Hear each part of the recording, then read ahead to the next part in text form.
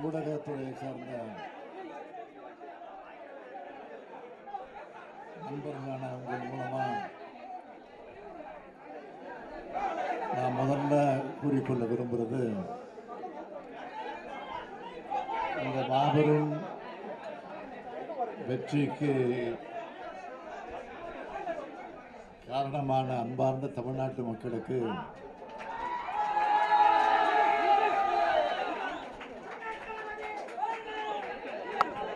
அதேபோல் தலைவர் கலைஞர் அவர்களின் உயிரினும் உயிரான உடன்பிறப்புகளுக்கு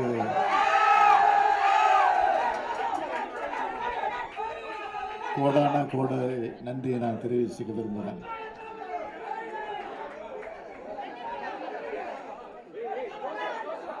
பாசிசத்தை வீழ்த்தி இந்தியாவை காப்போம் என்ற முழக்கத்தோட பரப்புரை பயணத்தை செஞ்ச திமுக தலைமையிலான இந்தியா கூட்டணி கட்சி தலைவர்களுக்கும் நிர்வாகிகளுக்கும் செயல் வீரர்களுக்கும் தொண்டர்களுக்கும் என்னோட நெஞ்சார்ந்த நன்றியை முதல்ல நான் தெரிவிச்சுக்க விரும்புகிறேன். கடந்த நாடாளுமன்ற தேர்தலில் 39 தொகுதிகளில் வெற்றி பெற்றோம். இந்த நாடாளுமன்ற தேர்தலில் மீதம் இருந்த ஒரு தொகுதியை சேர்த்து 40க்கு 40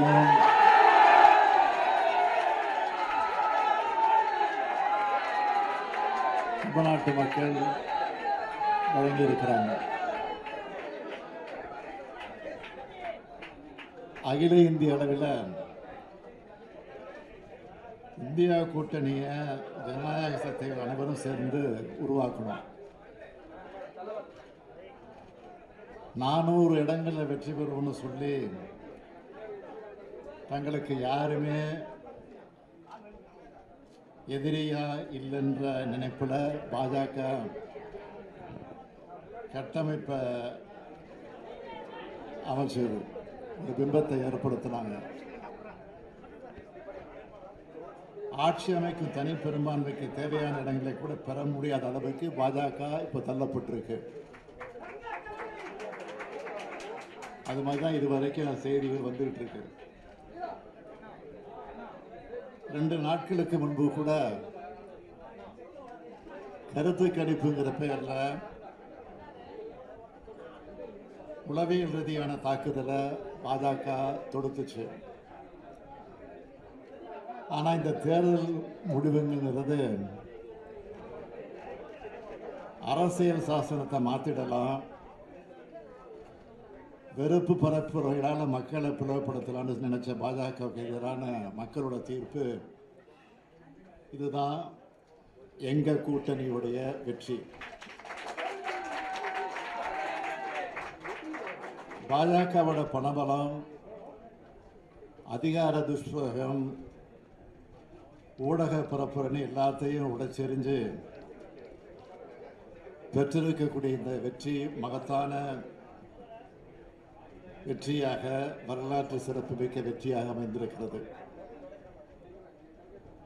தேர்தல் முடிவுகள் முழுமையாக வெளியான பிறகு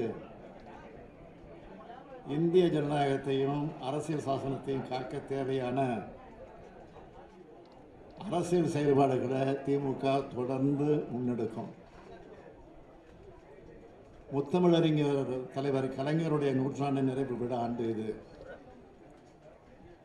நாடாளுமன்ற தேர்தல் வெற்றிய தலைவர் கலைஞருக்கு காணிக்கையாக்கும்னு சொல்லியிருந்தேன். இந்தியாவிலேயே 75 ஆண்டு கால கடந்த ஒரு மாநில கட்சியான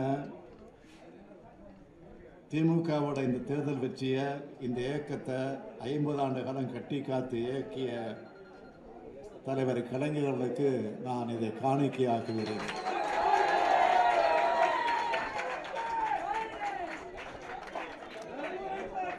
இதுதான் தற்போதைக்கு உங்களிடத்தில் நான் சொல்லக்கூடிய செய்தியாகும்.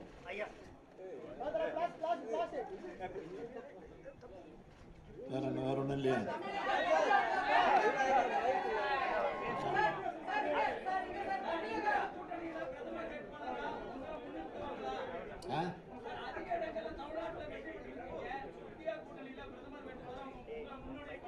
நான் ஏற்கனவே இதற்கு பல முறை பதில் சொல்லியிருக்கிறேன். கலைஞர் சொன்னதை தான் நான் திருப்பி திருப்பி சொல்லியிருக்கிறேன். என் உயரம் எனக்கு தெரியும்.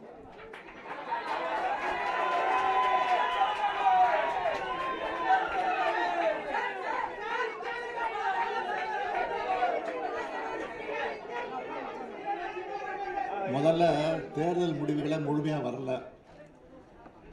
அது வெளிவந்த பிறகு அந்த கருத்தை பற்றி அப்புறம் பேசலாம்.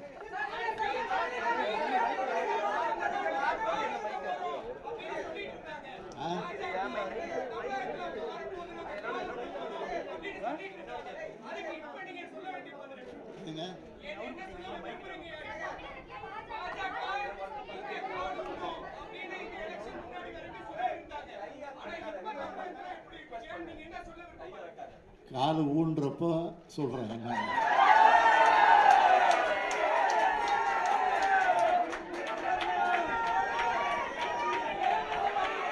தாமரை மலரும் மலரும் மலரும் மலரும் எப்படி மலராம போச்சோ அது மாதிரிதான் ஆகும்.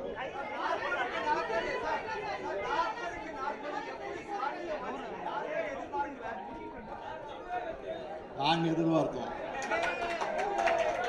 மோடியினுடைய எதிர்ப்பு அல்ல, இந்தியாவில் பல்வேறு மாநிலங்கள் இருக்கு. அதே போல இன்றைக்கு தமிழ்நாட்டில் முழு அளவிற்கு அவருடைய எதிர்ப்பு அலை இருக்குங்கிறதுக்கு இது ஒரு எடுத்துக்காட்டு.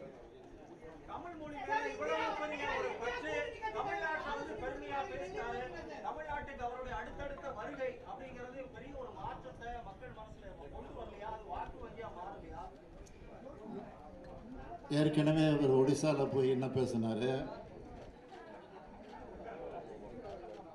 தமிழை பற்றி பல இடங்கள்ல திருக்குறளை பாராட்டி பேசியிருக்கிறாரு, அடையாளம் காட்டி பேசியிருக்கிறாரு. அதெல்லாம் மக்களை ஏமாத்துறதுக்காக பேசப்பட்ட பேச்சுக்கள். ஒடிசாவில் போய் அதே தமிழர்களை எந்த அளவுக்கு கேவலப்படுத்தினாருங்கிறது நாட்டு மக்களுக்கு தெரியும்.